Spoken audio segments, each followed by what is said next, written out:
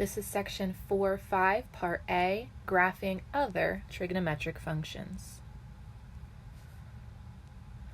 We know that tangent of x is equal to the sine of x over the cosine of x. So the tangent function is undefined anytime cosine of x is equal to 0. So if we look at our unit circle, we know that cosine is the x value, and we know that x is equal to 0 at the top and the bottom of our unit circle. So at pi over 2 and 3 pi over 2. So since cosine is 0 at that point, tangent would be undefined at pi over 2 and 3 pi over 2.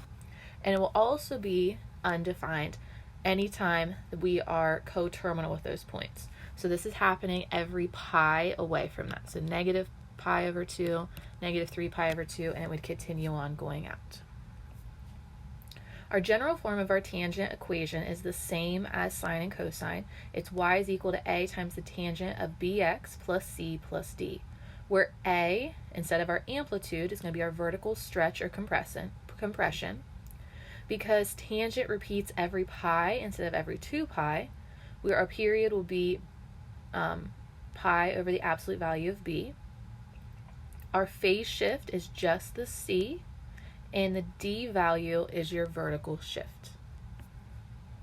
Now to find those vertical asymptotes for our tangent function, you're going to set bx plus c equal to negative pi over 2 and bx plus c equal to pi over 2, because we know on the standard form of our tangent function, just the tangent of x, that the asymptote should be located at negative pi over 2 and pi over 2, because that's when cosine is equal to 0. So we need to locate the vertical asymptotes and then sketch the graph.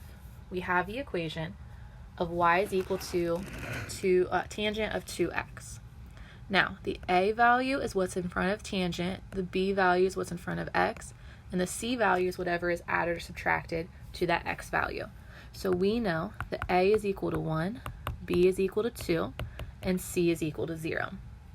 To find those vertical asymptotes, we're going to do bx plus c is equal to negative pi over 2, and bx plus c is equal to pi over 2.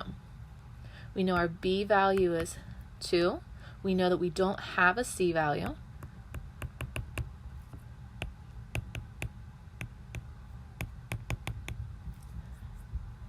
Now, to get the x by itself, we can divide both sides by 2, or we can multiply both sides by 1/2. Since the right side's already in a fraction, it makes more sense to multiply both sides by 1/2. And this is going to give us vertical asymptotes at negative pi over 4 and positive pi over 4. So if we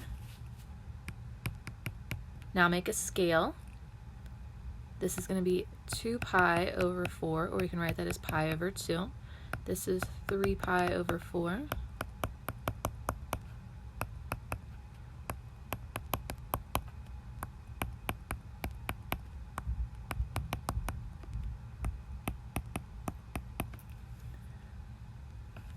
Sorry, this should be pi over 4, not pi over 2.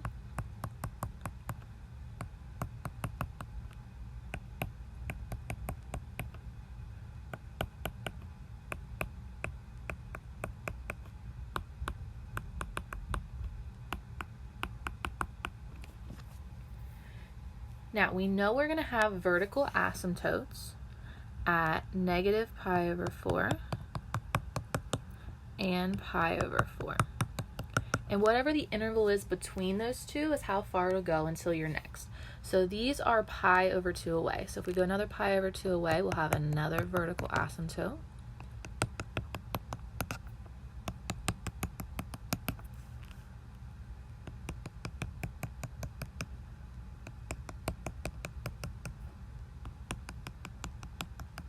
Now, if we go back and we look at the general form of the tangent function, it is always going to start in the midpoint between your two vertical asymptotes. It's going to go up to the right and it's going to go down to the left, getting closer to those asymptotes without ever touching them. So if we go to graph our function, we're going to go to the middle of each asymptote to put our points.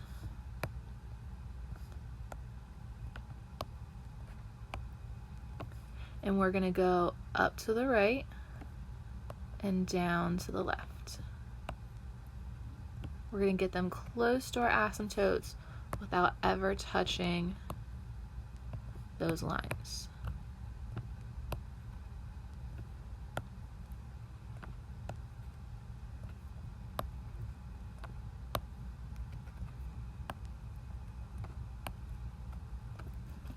So this would be our graph of y is equal to the tangent of 2x.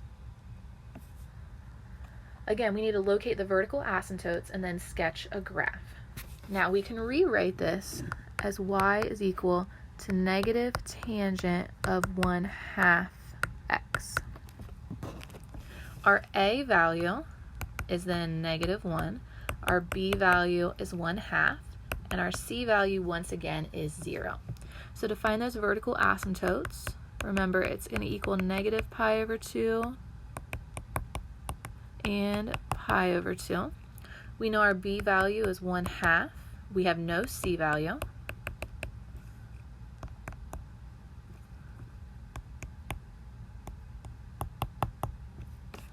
To get rid of the 1/2, to get the x by itself, we can multiply both sides by 2. So this is going to leave us with x is equal to -pi and x is equal to pi because those 2's will cancel.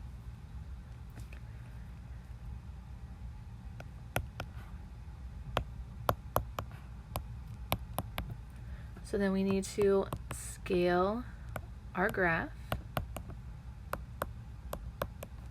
We know we're going to have vertical asymptotes at pi and -pi.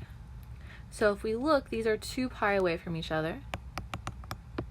So then we can put in our other vertical asymptotes. When you go to graph, you always find the middle of the asymptotes. Now, because our amplitude is a -1, instead of going up to the right and down to the left, that negatives are going to reflect it across that x-axis. So this time it's going to go up to the left and down to the right.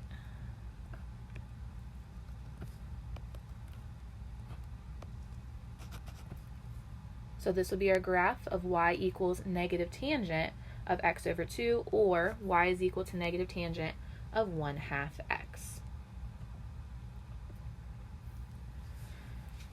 Okay, this time we do have a c value. So again, our a value is 1. Our b value, in this case, is also 1 because there's nothing in front of that x. And our c value will be -3 pi/2.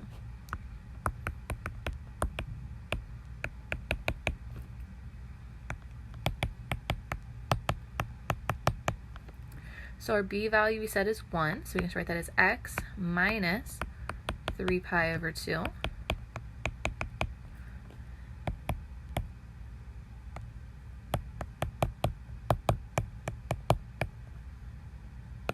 To get the x by itself on both sides, we can add that 3 pi/2.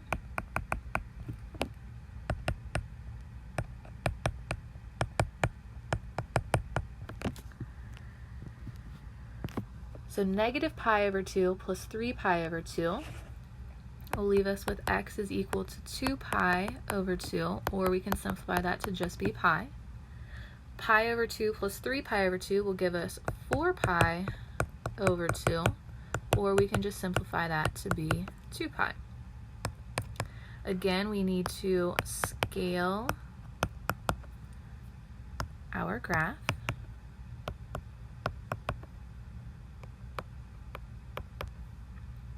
And we know we're going to have vertical asymptotes at pi and 2 pi. So this means that every pi we have a vertical asymptote.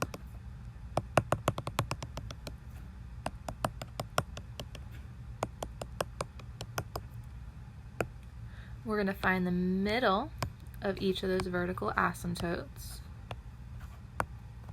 And because this is just tangent, we're going to go up to the right and down to the left.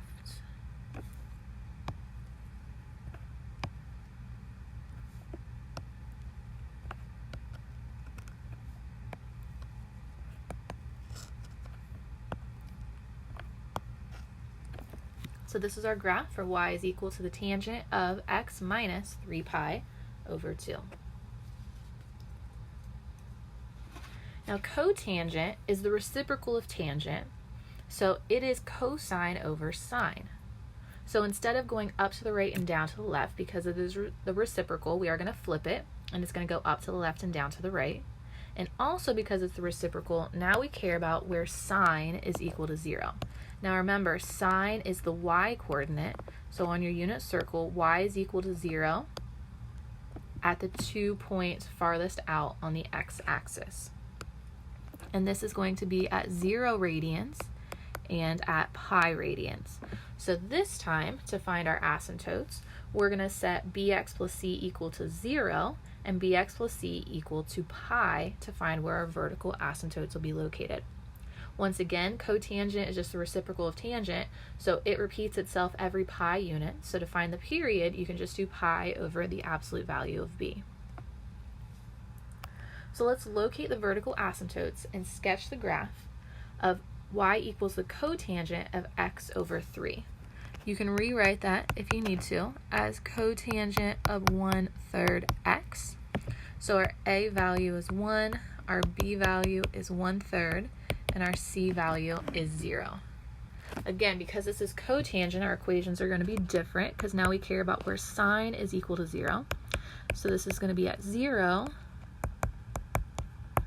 and at pi. So I have 1/3 x plus 0, so you don't have to write that part, is equal to 0, and 1/3 x plus 0 is equal to pi. To get the x by itself, we can multiply both sides by 3 to cancel that 3.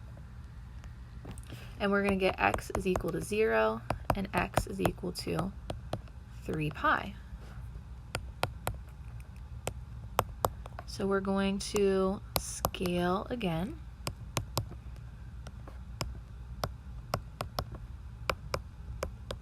And we're going to have a vertical asymptote at 0 and at 3 pi. So these are every 3 pi units. So we'll have another one at negative 3 pi.